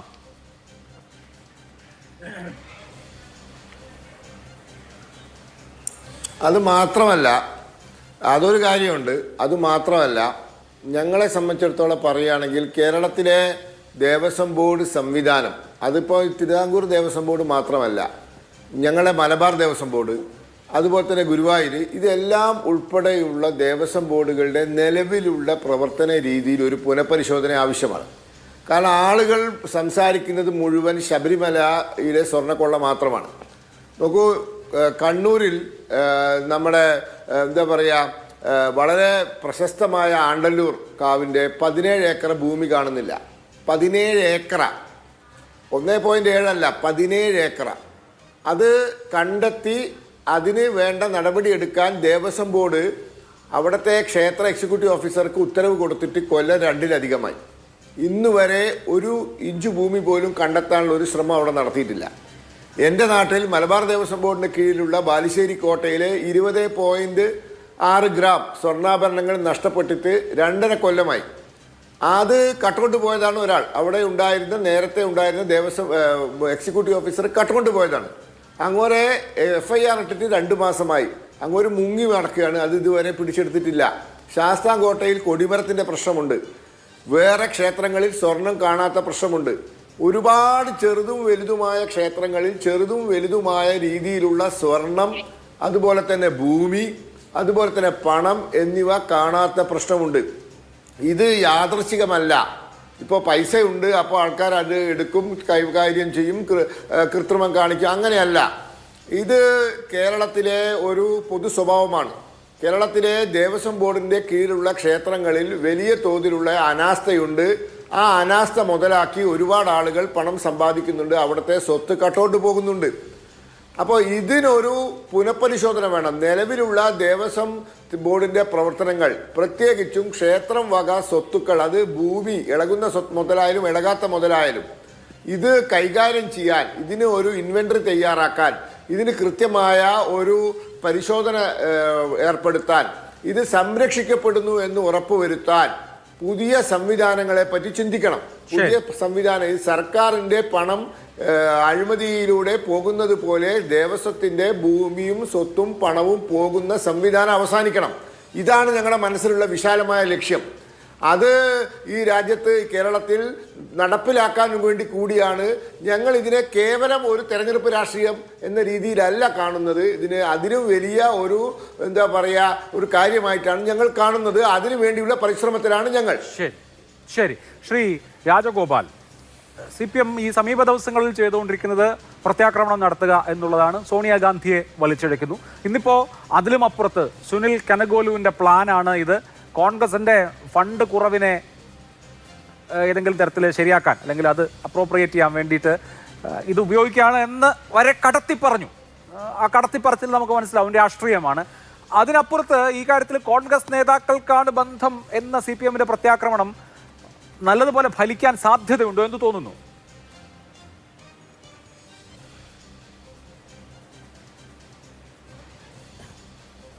നമ്മുടെ കൺമുമ്പിൽ കാണുന്ന യാഥാർത്ഥ്യങ്ങളും അതിനകത്ത് ഉൾപ്പെടുന്ന ആളുകളെയും അവരെ രണ്ട് കൂട്ടരെയും ബന്ധിപ്പിച്ചുകൊണ്ടല്ലേ നമുക്ക് സംസാരിക്കാൻ പറ്റുള്ളൂ. സാങ്കല്പികമായ കാര്യങ്ങളെ ഉണ്ടായിരിക്കാം, തെളിവുണ്ടായിരിക്കാം. സോണിയാഗാന്ധിയുടെ വീട്ടിൽ പോയിട്ടുണ്ട്. പക്ഷേ അവരാരും പ്രതിസ്ഥാനത്ത്, അഭിലാഷ് മുമ്പേ ചൂണ്ടിക്കാണിച്ചവരാരും പ്രതിസ്ഥാനത്ത് വന്നിട്ടില്ലോ ജയിലിലായിട്ടോ ചെയ്തിട്ടില്ലല്ലോ. അങ്ങനെ വരട്ടെ. അങ്ങനെ വരുമ്പോൾ നമുക്ക് അവരുടെ വശവും പരിശോധിക്കാം. അതിനകത്തിലൊന്നും ഒരു കുഴപ്പമില്ല. അപ്പോൾ അതുകൊണ്ട് നമുക്ക് അങ്ങനെ ഒരു കക്ഷി രാഷ്ട്രീയം വെച്ച് ഇത്തരം കാര്യങ്ങളെ സംസാരിക്കാൻ പറ്റുകയില്ല എന്നാണ് എനിക്ക് തോന്നുന്നത്. അത് ഡോക്ടർ ഗോപനും മനസ്സിലായിട്ടുണ്ടാവുമെന്ന് എന്നെനിക്ക് തോന്നുന്നു. പിന്നെ അഭിലാഷ് മുമ്പേ പറഞ്ഞൊരു പ്രയോഗം എനിക്ക് വളരെ ഇഷ്ടപ്പെട്ടത്, ഏണസ്റ്റ് ഹെമിംഗ്വേയുടെ ആ പുസ്തകത്തിൻ്റെ പരിഭാഷ, മണി മുഴങ്ങുന്നത് ആർക്കു വേണ്ടി. അത് നാളെ ഏതാണ്ട് അതിൻ്റെ ഒരു ഫൈനലോ രൂപത്തിലേക്ക് കാര്യങ്ങൾ വരികയാണെന്നാണ് എനിക്ക് തോന്നുന്നത്. ദിണ്ടികളിൽ നിന്ന് മണിയെ കൊണ്ടുവരുന്നുണ്ട്. ദിണ്ടികളിൽ നിന്ന് നാളെ മണി അവിടെ എത്തുന്നുണ്ട്. അദ്ദേഹങ്ങളൊക്കെ ഒരുപാടൊക്കെ കഴിവുകളൊക്കെ പറഞ്ഞൊക്കെ രക്ഷപ്പെടാൻ ശ്രമിച്ചെങ്കിലും നമ്മളവിടെ തന്നെ നമ്മൾ കണ്ടല്ലോ, ചാനലുകളൊക്കെ കണ്ടതാണ്. എനിക്ക് നോട്ടീസ് കിട്ടിയിട്ടില്ല എന്നൊക്കെ ആദ്യം ചില മൊഴിയൊക്കെ പറഞ്ഞെങ്കിലും കൃത്യമായിട്ട് അത് വരുന്നുണ്ട്. 30-ാം തീയതി ഹാജരാകാൻ പറഞ്ഞു എന്ന് 2-ാം ദിവസങ്ങളെ സമ്മതിച്ചിട്ടുണ്ടായിരുന്നു. അതേപോലെ തന്നെയാണ് വിരുദനഗറിൽ നിന്ന് ബാലമുരുകൻ വരുന്നുണ്ട്. പിന്നെ അതിന് താഴെ രാജപാളയത്തുനിന്ന് അയ്യപ്പനും വരുന്നുണ്ട്. നോക്കി അവരുടെയൊക്കെ പേരുകളൊക്കെ നോക്കി, ദൈവങ്ങളുടെ പേരുകളാണെല്ലാം. പരിപാടി മറ്റേതൊക്കെയാണ്, ഈ മാതിരി തട്ടിപ്പും തരികടയുമാണ് പരിപാടി. അപ്പോൾ നാളെ ഈ പറഞ്ഞ ഇവരെ രണ്ടുപേരെയും, ഭണ്ഡാരിയെയും അതേപോലെ തന്നെ ഗോവർദ്ധനെയും ഹാജരാക്കുന്നുണ്ട്. അവിടെ വ്യവസായിയും വിളിച്ചു വരുത്തിയിട്ടുണ്ടെന്നാണ് ഇരിക്കുന്നത്. വ്യവസായിയും പോറ്റിയും വരുന്നുണ്ട് അവിടെ. അപ്പോൾ വ്യവസായി കഴിഞ്ഞ ദിവസം മുമ്പേ പറഞ്ഞതുപോലെയുള്ള ആ ഒരു മൊഴിപ്പകർപ്പ് ഇന്ന് അനന്തകൃഷ്ണൻ പറയുന്നുണ്ടായിരുന്നു. മൊഴിപ്പകർപ്പ് അദ്ദേഹത്തിൻ്റെ മൊഴി കൂടുതലായിട്ട് പുറത്ത് വന്നിട്ടുണ്ടെന്നാണ് പറയുന്നത്. ആ പറയുന്നതിനകത്തിൽ സൂചിപ്പിക്കുന്നത്, വ്യവസായി പറയുന്നത് സ്വർണ്ണപ്പാളികളാണ് അവിടെ കൊണ്ടുപോയിട്ടുണ്ടെന്നാണ് പറയുന്നത്. തീർച്ചയായിട്ടും ഇതുവരെ ഒരു അവ്യക്തത ഉണ്ടായിരുന്നു. ഉരുക്കി എന്നുള്ളതായിരുന്നു സ്മാർട്ട് ക്രിയേഷൻസിന്റെ നിലപാട്. അങ്ങനെ അല്ല എന്ന് ബോധ്യപ്പെടുമ്പോഴും ഉരുക്കി എന്നതിൽ ഉറച്ചു നിൽക്കുകയായിരുന്നു. ഇത് കുറെ കൂടി വിപുലമായ നിലയിൽ വേറെന്തൊക്കെയോ കൊണ്ടുപോയോ എന്ന ആശങ്ക ഉണ്ടായിരുന്നു. പഞ്ചലോഹ വിഗ്രഹങ്ങളോ അതല്ലെങ്കിൽ വാജിവാഹനവും അഷ്ടദിക്പാലകരും അടക്കമുള്ള കാര്യങ്ങൾ സംശയത്തിന് നിഴലിലായിരുന്നു. അപ്പോൾ ഈ സ്വർണ്ണപ്പാളികൾ എവിടെ എന്ന ചോദ്യത്തിനുള്ള ഉത്തരത്തിലേക്ക് അടുക്കുകയാണോ?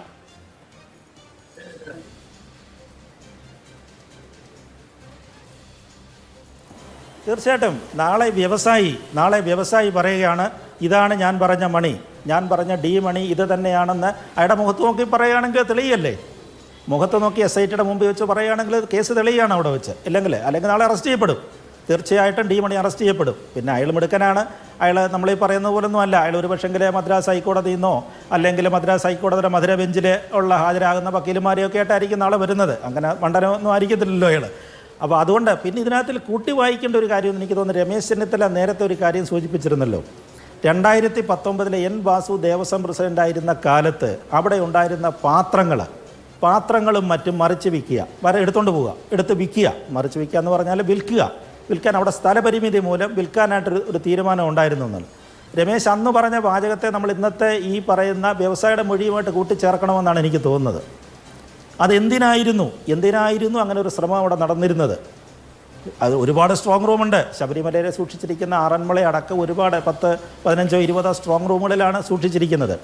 ഇവിടെ നിന്നൊക്കെ ഈ 2019 കോവിഡിൻ്റെ സമയം, അതായത് ആളും ഭക്തന്മാരോ ഉദ്യോഗസ്ഥന്മാരുടെ ഒന്നും ശ്രദ്ധയില്ലായിരുന്ന കാലത്ത് ഒരുപക്ഷെ പോലീസ് സഹായത്തോടുകൂടി മാത്രം സഞ്ചരിക്കാവുന്ന ഒരു സമയമുണ്ടായിരുന്നു. ഈ സമയത്ത് ഇവർ എവിടെ നിന്നൊക്കെ എന്തൊക്കെ എടുത്തുകൊണ്ട് പോയിട്ടുണ്ടെന്ന് അറിഞ്ഞുകൂടാ. അതാണ് ഈ ചാക്കുകെട്ടെന്നൊക്കെ പറയുന്നുള്ളൂ. ചാക്കുകെട്ടിനകത്തിലും തുണിക്കെട്ടിനകത്തൊക്കെ പൊതിഞ്ഞിട്ടാണ് ആ തിരുവനന്തപുരത്തെ ഹോട്ടലിൽ വെച്ച് കാണിച്ചെന്നാണ്. അങ്ങനെയാണല്ലോ വ്യവസായയുടെ മൊഴിയായിട്ടെന്ന് മാതൃഭൂമി പുറത്തുവിട്ടിരിക്കുന്ന വാർത്ത അങ്ങനെയാണ് വരുന്നത്. അപ്പോൾ ഇതൊക്കെ വാരിക്കൊണ്ട് പോയിട്ടുണ്ടോ? ഇതിനകത്ത് എന്തൊക്കെ ഉണ്ടായിരുന്നു? ഒന്നും കൃത്യതയില്ല. കാരണം ഇതിനകത്ത് ഒരുപാട് കളവുകളും കാര്യങ്ങളും നടക്കുന്നുണ്ട്. ഗോവർദ്ധൻ എന്താണ് പറഞ്ഞത്? ഗോവർദ്ധൻ പറഞ്ഞത് ആരോ കൊണ്ട് കൊടുത്തൊരു മാല 2 വർഷം മാളികപ്പുറത്തമ്മയുടെ കഴുത്തേ കിടന്നെന്നാണ്. 2 വർഷം കഴിഞ്ഞപ്പോഴാണ് അതിൻ്റെ തെളിവ് തന്നെ വരുന്നത്. അപ്പോൾ അത്തരത്തിലുള്ള ഒരുപാട് മിസ്മാനേജ്മെന്റ് ഇതിനകത്ത് നടന്നിട്ടുണ്ട്. അതിനെ കണക്കില്ല. ദേവസ്വത്തെ സംബന്ധിച്ചുള്ള വലിയ പ്രശ്നമാണ്. അപ്പോൾ ഒന്നും നമുക്ക് പറയാൻ സാധിക്കത്തില്ല. മണിയായിട്ട് ദിണ്ടിഗലിലുള്ള മണി പറഞ്ഞാൽ, അതാണ് ഞാൻ നേരത്തെ ചോദിച്ചത്, അടുത്തത് ആര് എന്നുള്ള ചോദ്യം ഉണ്ടല്ലോ. എല്ലാം ഈ ദേവസ്വം ബോർഡ് മെമ്പർമാർ പത്മകുമാറും ശങ്കർദാസും ഒക്കെ ആലോചിച്ച്, അല്ലെങ്കിൽ വിജയകുമാറും ഒക്കെ ആലോചിച്ച് മുരാരി ബാബുവിനെ കൊണ്ടും മറ്റുമൊക്കെ അങ്ങ് നടത്തിച്ചു. അത് നടത്തിച്ചപ്പോൾ അതിൻ്റെ പങ്കുകാരായിട്ട് ഉണ്ണികൃഷ്ണൻ പോറ്റിയും അങ്ങനെയുള്ള ചില ആളുകളും വന്നു. ബെല്ലാരിയിൽ ഗോവർദ്ധൻ ഉണ്ടായി. ഇതാണ് സ്റ്റോറി ലൈൻ എന്ന് നമ്മളങ്ങ് വിശ്വസിക്കണോ? കാരണം ഇതൊരു ദേവസ്വം ബോർഡ് ഇവിടെ ഉണ്ടല്ലോ. ദേവസ്വം ബോർഡ് ഭരിക്കപ്പെടുന്നത് കൃത്യമായും അതിൻ്റെ ചട്ടങ്ങളോടുകൂടിയാണെങ്കിലും ദേവസ്വം വകുപ്പുണ്ട്, ഇവിടെ സർക്കാരുണ്ട്, ഭരണകൂടമുണ്ട് എന്ന കാര്യം അവിടെ നിൽക്കുകയാണ്. അപ്പോൾ ഈ കേസിൽ ദേവസ്വം ബോർഡിനെ മുഴുവൻ തൂത്തു തുടച്ച് അകത്തിട്ട് കഴിഞ്ഞിട്ട് ഞങ്ങളിതൊന്നും അറിഞ്ഞില്ല കേട്ടോ എന്ന് സർക്കാരിനും ദേവസ്വം വകുപ്പിനും കൈ കഴുകാൻ പറ്റുമോ?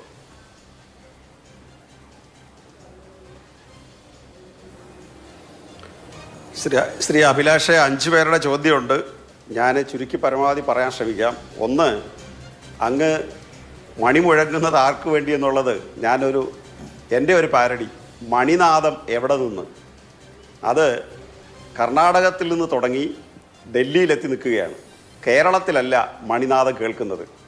നേരത്തെ രാജഗോപാൽ സാർ പറഞ്ഞതുപോലെ വലിയ താമസമില്ലാതെ ഈ സംഭവം ആരിൽ നിന്ന് ആരിലേക്ക് എന്നുള്ളത് കൃത്യമായിട്ട് എത്തിച്ചേരും. അതാണ് ഒരു കാര്യം. രണ്ടാമത്, ഈ ശബരിമലയുമായി ബന്ധപ്പെട്ട് ഇതെല്ലാം നമ്മൾ അന്വേഷിച്ചുകൊണ്ടിരിക്കുന്ന കാര്യങ്ങളാണ്. പക്ഷേ ശബരിമലയിൽ തെളിഞ്ഞൊരു കേസുണ്ട് കൃത്യമായിട്ട്.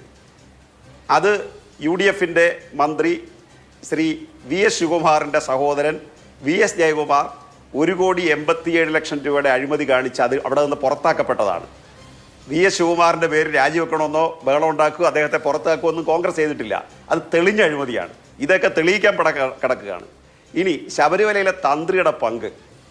ശബരിമലയിലെ തന്ത്രി എന്ന് പറഞ്ഞാൽ ഹിന്ദു ആചാര പ്രമാണം അനുസരിച്ച്, അല്ലെങ്കിൽ ശബരിമലയിലെ വിശ്വാസ പ്രമാണം അനുസരിച്ച് മൂർത്തിയുടെ പിതൃസ്ഥാനീയമാണ് തന്ത്രിക്ക്. മൂർത്തി മൈനറാണെങ്കിൽ അതിൻ്റെ പിതൃസ്ഥാനീയം തന്ത്രിക്കാണ്. ആ തന്ത്രിയുടെ ആജ്ഞയില്ലാതെ ഒരു സാധനവും ശബരിമലയിൽ നിന്ന് എടുക്കാനോ കൊടുക്കാനോ പറ്റില്ല. ചോദ്യം, വാജിവാഹനം കയ്യിൽ വെച്ചു എന്ന് അദ്ദേഹം പറഞ്ഞു. എനിക്ക് അദ്ദേഹത്തോടൊരു വിരോധമില്ല വ്യക്തിപരമായി. ആരാണ് തന്ത്രിയെന്ന് പോലും ഞാൻ ജീവിതത്തിൽ കണ്ടിട്ടില്ല അദ്ദേഹത്തെ.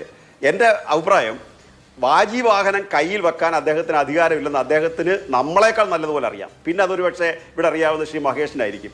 ബാക്കിയുള്ളവർക്ക് അപ്പം നല്ലതുപോലെ അറിയാം തന്ത്രിയുടെ കയ്യിൽ വെച്ചുകൂടാ. എന്തിനു വെച്ചു? 2, വെച്ചുകൂടാന്ന് മാത്രമല്ല, ഞങ്ങൾ കുറച്ച് ദിവസമായിട്ട് പറയുന്നത്, ഞാൻ ഉൾപ്പെടെ പറഞ്ഞുകൊണ്ടിരിക്കുന്ന ഒരു കാര്യം, നശിപ്പിക്കേണ്ടതാണ്. വീണ്ടെടുക്കാൻ കഴിയാത്ത വിധത്തിൽ നശിപ്പിക്കേണ്ടതാണ്. എന്തിന് കൈ വെച്ചു? ഇതും കൊണ്ട് എന്തിന് പുറത്ത് പൂജയ്ക്ക് പോയി? ഇതിന് ഉത്തരം പറയണ്ടേ? അപ്പം നിങ്ങൾ തന്ത്രിയിലേക്ക് പോകണ്ട, മന്ത്രിയിലേക്ക് പോയാൽ മതി എന്ന് പറഞ്ഞാൽ ഇത് കേസ് ശരിയാകുമോ? അതാണ് രണ്ടാമത്തെ പ്രശ്നം. മൂന്നാമത്തത്, ഈ CPM-ഉം ഉണ്ണികൃഷ്ണൻ പോറ്റിയായിട്ടാണോ ബന്ധം? CPM-ഉം ഭണ്ഡാരിയായിട്ടാണോ? CPM-ഉം ഗോവർദ്ധനുമായിട്ടാണോ? ആരുമായിട്ടാണ് ബന്ധം? ഈ ഗോവർദ്ധനും ഭണ്ഡാരിയും വല്ല ബന്ധവും CPI-എമ്മുമായിട്ടുണ്ടോ? ഉണ്ണികൃഷ്ണൻ പോറ്റിയെ കൊണ്ടുവന്നത് ഞങ്ങളാണോ? ഉണ്ണികൃഷ്ണൻ പോറ്റി വിളയാടിയത്, ഉണ്ണിയുടെ വിളയാട്ടം അവിടെ നടന്നത് മുഴുവൻ നിങ്ങൾ കണ്ടില്ലേ? ശബരിമല സ്ത്രീ പ്രശ്നത്തിൽ സമരം നടക്കുമ്പോൾ ആ സമരത്തിൻ്റെ ഫണ്ടിങ് ഏജൻസിയാണ് ഉണ്ണികൃഷ്ണൻ പോറ്റി. ശ്രീ പ്രയാറിൻ്റെ വലങ്കയ്യ. അവിടെ നിന്നാണ് പ്രയാർ വിളിച്ച് സോണിയാജിയുടെ ഒക്കെ കൊണ്ടുപോകുന്നത്. സോണിയാജിക്ക് പണ്ട് മത്സ്യമായിട്ടൊക്കെ കേരളത്തിൽ നിന്ന് വളരെ പോവായിരുന്നു, മന്ത്രിയാണെന്നൊക്കെ പറഞ്ഞു കേട്ടു. അതുപോലെ സോണിയാജിയുടെ പിന്തുണ പിടിക്കാൻ വേണ്ടി അടൂർ ഗോപാലകൃഷ്ണനോ ആന്റണിയോ കൊണ്ടുപോയിരിക്കുകയാണ്. കോൺഗ്രസിന്റെ അഖിലേന്ത്യാ നേതൃത്വമായിട്ടാണ് ബന്ധം. പോറ്റിയെ കയറ്റിയത് ആരപ്പ? പോറ്റിയെ കയറ്റിയത് കോൺഗ്രസ് അപ്പ. ഞങ്ങൾക്ക് അതിൽ ബന്ധമില്ല. പോറ്റിയുമായിട്ട് ഞങ്ങൾക്ക് ബന്ധമില്ല, ഭണ്ഡാരിയായിട്ട് ബന്ധമില്ല, ഗോവർദ്ധനുമായിട്ട് ബന്ധമില്ല. പക്ഷേ ഇത് നടന്ന പ്രധാന സംഭവങ്ങൾ നടന്ന കാലത്ത് ദേവസ്വം ബോർഡ് ഭാരവാഹികൾ എന്ന തരത്തിൽ അവർക്ക് ഉത്തരവാദിത്തമുണ്ട്. അതുകൊണ്ടാണ് അവർ അറസ്റ്റ് ചെയ്യപ്പെട്ടത്. പക്ഷേ സംഭവിച്ചത് ഉണ്ണികൃഷ്ണൻ പോറ്റി വഴിയാണ്. ആ ഉണ്ണികൃഷ്ണൻ പോറ്റി എന്ന് കയറി, ആര് കയറ്റി, എവിടെ കയറ്റി, ആര് കൊണ്ടുപോയി, ആർക്ക് കൊടുത്തു, ഇതാണല്ലോ അറിയേണ്ടുന്നത്. അത് വലിയ താമസമില്ലാതെ അറിയും. അതുകൊണ്ട് അതിൻ്റെ ഒന്നും ഞങ്ങൾക്ക് അതിനകത്ത് യാതൊരു പേടിയില്ല. പിന്നെ പത്മനാഭൻ സാർ ഇവിടെ പറഞ്ഞത് അദ്ദേഹം ഇതെല്ലാം അറിഞ്ഞു വെച്ചോണ്ടാണോ പറഞ്ഞതെന്ന് എനിക്കറിയില്ല. സാർ, ശാസ്താംകോട്ടയിലെ കൊടിമരം, ഞാൻ ആ ജില്ലക്കാരനാണ്. ശാസ്താംകോട്ടയിലെ കൊടിമരത്തിൻ്റെ പ്രശ്നം ഉണ്ടാകുന്നത് BJP ഭരണത്തിൽ ഇരിക്കുമ്പോഴവിടെ അവിടുന്ന് തന്നെ BJP യിൽപ്പെട്ട ഒരു സെറ്റാണ് ഹൈക്കോടതിയിൽ പോയത് ആ കേസിൽ. അതുകൊണ്ട് അങ്ങയുടെ പാർട്ടി തന്നെ അധികാരത്തിൽ ഇരിക്കുമ്പോൾ സംഭവിച്ച കാര്യം അതാണ്. പല ക്ഷേത്രങ്ങളിലും അങ്ങനെ തന്നെയാണ്. ഞങ്ങളെ സംബന്ധിച്ചിടത്തോളം ക്ഷേത്രം ഇപ്പോൾ പറഞ്ഞല്ലോ, ഇപ്പോൾ ഒരു സംവിധാനം വേണമെന്ന് ശ്രീ മഹേഷ് തന്നെ പറഞ്ഞല്ലോ. ആ സംവിധാനം രാജഗോപാൽ സാർ പറഞ്ഞു, ആ സംവിധാനം വളരെ കൃത്യമായിട്ട് ഇപ്പോൾ ശബരിമലയിൽ ഉണ്ടാക്കി. ഇതിൻ്റെ പശ്ചാത്തലത്തിൽ ഞങ്ങൾ പണ്ടും അത് ചെയ്തിട്ടുണ്ട്. ശബരിമലയിലെ നിയമനവുമായി ബന്ധപ്പെട്ട് റിക്രൂട്ട്മെന്റ് ബോർഡ് ഉണ്ടാക്കുക, ശബരിമലയിലെ അനധികൃത കാര്യങ്ങൾ നടക്കാതിരിക്കാനുള്ള ശ്രദ്ധ ചെലുത്തുക, ഇതൊക്കെ പണ്ടും ചെയ്തിട്ടുണ്ട് വികസന പ്രവർത്തനങ്ങളോടൊപ്പം. പക്ഷെ ഇപ്പം ചെയ്തേക്കുന്നത് എന്താ? കേരളത്തിലെ നമ്പർ 1 ഉദ്യോഗസ്ഥരിൽ ഒരാളായി പേര് കേട്ട, പ്രശസ്തി ആർജിച്ച, കീർത്തിമാനായിട്ടുള്ള, നല്ല ശേഷിയുള്ള, അഡ്മിനിസ്ട്രേറ്റീവ് പവറുള്ള ജയകുമാർ സാറിനെ ഏൽപ്പിച്ച എന്താ? ഞങ്ങളുടെ സതുദ്ദേശമാണ് അതിനകത്ത്. അതുപോലെ മദ്രാസിലെ ഒരു കമ്പനിയുമായിട്ട് കരാറുണ്ടാക്കിക്കൊണ്ട് അവിടുത്തെ മുഴുവൻ സർവൈലൻസിനകത്ത് വരുത്താനും ഈ ഒരു പൊടി പോലും അകത്തോട്ടോ പുറത്തോട്ടോ പോയാലും കണ്ടുപിടിക്കാനുള്ള ലക്ഷണമൊത്ത കാര്യങ്ങൾ അവിടെ ചെയ്തിട്ടുണ്ട്. അതാണ് പോലും പുറത്തേക്ക് പോകാത്ത വിധത്തിൽ വളരെ ക്ലോസ് ആയിട്ടുള്ള നിരീക്ഷണം ഉണ്ടാവുന്നതൊക്കെ വളരെ നല്ല കാര്യം. ഇതുവരെ നടന്നത് എന്ത് എന്നുള്ളതാണല്ലോ നമ്മളെ ആശങ്കപ്പെടുത്തുന്നത്. ഇടവേളയ്ക്ക് ശേഷം മടങ്ങി.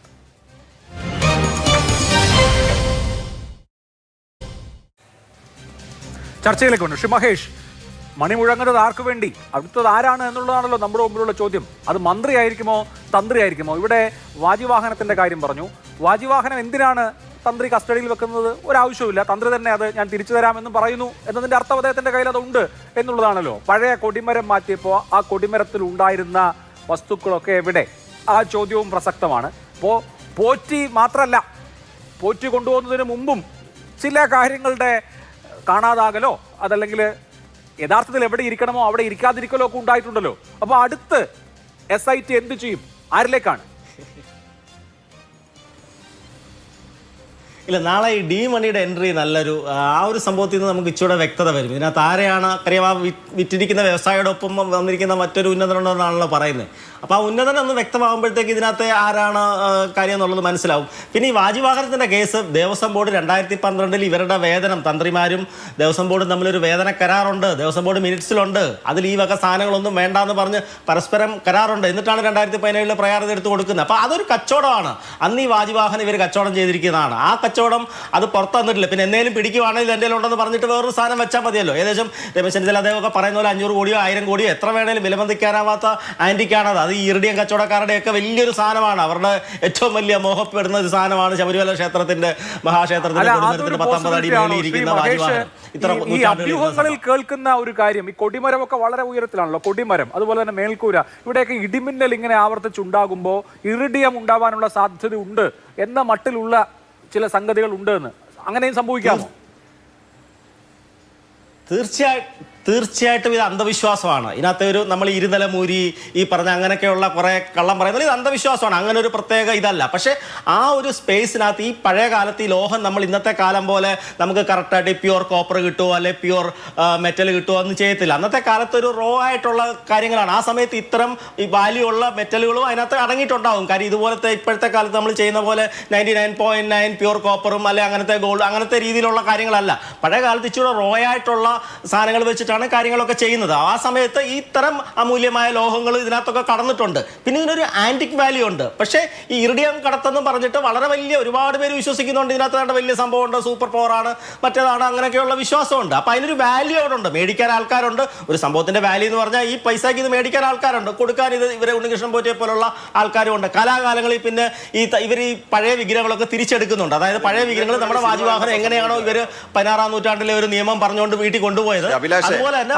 ബാക്കിയുള്ള ക്ഷേത്രങ്ങളിലെയും സമാനമായ കേടാകുന്ന വിഗ്രഹങ്ങളോ അല്ലെ ഇവർ തന്നെ പരിപൂർവ്വം കേടാക്കുന്ന വിഗ്രഹങ്ങളോ ഇവരുടെ കസ്റ്റഡി വരുന്നുണ്ട്. അപ്പം അതിന്റെ കച്ചവടം നടക്കാം. ഇവിടുത്തെ തന്നെ അല്ല, നമ്മുടെ ശബരിമല ക്ഷേത്രത്തിൽ തന്നെ തിരുവിതാംകൂർ ദേവസ്വം ബോർഡിന്റെ തന്നെ എത്രയോ ഈ കഴിഞ്ഞ ഒരു 50 കൊല്ലത്തെ വർഷം ഇത് കണക്കെടുക്കുവാണെങ്കിൽ ഏകദേശം 100-150 വിഗ്രഹങ്ങൾ ഇതുപോലത്തെ കൊടിമരത്തിന്റെ മേളിലും താഴെയുള്ളതുമായ വിഗ്രഹങ്ങൾ ഇവരുടെ കസ്റ്റഡിയിലുണ്ട്. ഇതൊന്നും ഇവര് സൂക്ഷിച്ചു. നോക്കൂ, സാധാരണ ഈ കുറുവാ സംഘം വെളിയിൽ ഇറങ്ങുന്നത് മനുഷ്യരെല്ലാം വീടിനുള്ളിലുള്ളപ്പോഴാണ്. നോക്കൂ, കോവിഡ് കോവിഡുമായി ബന്ധപ്പെട്ട് നമ്മളെല്ലാം വീടിനുള്ളിൽ അടച്ചിരുന്നപ്പോഴാണ് ഈ സർക്കാർ പ്രധാനപ്പെട്ട 3 കൊള്ള നടത്തിയത്. ഒന്ന്, മരം മുറിച്ചു കൊണ്ടുപോയത് ആ സമയത്താണ്. 2, PP കിറ്റിൽ അഴിമതി നടത്തിയത് ആ സമയത്താണ്. 3, ഇപ്പോൾ വ്യക്തമാവുകയാണ്, കേരളത്തിലെ അമ്പലങ്ങളിൽ നിന്ന്, കേരളത്തിലെ ദേവസ്ഥാനങ്ങളിൽ നിന്ന് അവിടെ കിട്ടാവുന്നതെല്ലാം ചാക്കിൽ പറക്കിയിട്ട് അടിച്ചോണ്ട് പോകാൻ നടത്തിയ ആ സമയത്താണ് ശബരിമലയിൽ 1,87,00,000 രൂപ ജയകുമാർ അടിച്ചോണ്ട് പോയത്. പിടിച്ച് അറസ്റ്റ് ചെയ്യാൻ ശിവകുമാറിന്റെ അനിയൻ അടിച്ചോണ്ട് പോയത് ആ കോവിഡ് സമയത്ത് 1,87,00,000 രൂപ. വളരെ ശരി ശരി ശരി ശരി ആരാണ് ശരി ശരി ശരി സ്വർണം കട്ടത് ആരപ്പ? ആ ചോദ്യത്തിനുള്ള ഉത്തരം പെട്ടെന്ന് കിട്ടട്ടെ. കട്ടവരെ കുറെ പേരെ കിട്ടി കേട്ടോ, ബാക്കിയുള്ളവരെ കൂടി കിട്ടട്ടെ. എന്തായാലും ഡി മണി വരട്ടെ, ചോദ്യങ്ങൾ ഉണ്ടാവട്ടെ. കട്ടതൊക്കെ എവിടെ പോയെന്ന് അറിയട്ടെ. വളരെ നന്ദി എല്ലാവർക്കും. സൂപ്പർ പ്രൈം ടൈം അവസാനിച്ചു. നമസ്കാരം.